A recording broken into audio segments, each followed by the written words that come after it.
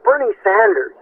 Bernie Sanders, who comes across as a sweet curmudgeon, very, likable, even though he's becoming a little annoying in the last debates and stuff, he's getting a little more aggressive. I would ask him, I says, that is fucking great that you want to pay for everybody's education. That's great. Because I don't think there's a problem with the system right now. If you want to go to university, the government will give you the loan. They will lend you the money. You got to pay it back when you get a job. I don't think that's wrong. I don't think that's wrong. Or you can join the military and get your education for free. I think that's great, and it's the same in Canada. It's the same in the United States. It's great. So my question to Bernie Sanders is, if you're going to give free education, which is a gazillion dollars, who are you going to take the money away from? Well, I think if you look at United States and you look at Canada, the deficit keeps getting bigger in both countries. I mean, I don't know how you could possibly make that claim, and I don't know where on earth that money would come from, because all I know is whenever I look... Eric, you're a very smart man. Accounting is you can't be a little bit pregnant in accounting. I think the numbers speak for themselves with the GDP and how what's going on right now. But he's full of shit, and first of all, Congress would taxes. That's the first thing he's going to do. You know that. He's going to raise he's going to raise taxes on the rich.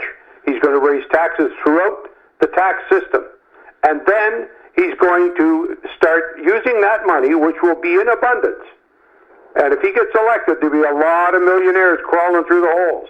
Yeah. Because they're going to start paying taxes. What about the millionaires? The millionaires deserve to pay taxes. I don't have a problem with paying fucking taxes. I'm not a millionaire, but I'm just saying that's not the people who are going to fucking pay for this bullshit promise, which will never go through Congress. It's the middle class. Mm-hmm. The middle class is going to pay for it. And they can't afford it. Can't afford to do that. For their kids, they're going to pay for their kids and other people's kids. And I don't think the system of education is flawed. I don't think it's flawed, Eric. Do you think it's flawed in Canada and the United States? I do.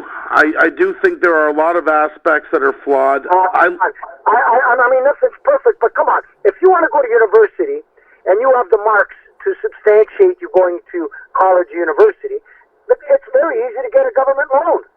Well, you're right. There's OSAP. There's alternatives you can take. I do think easy.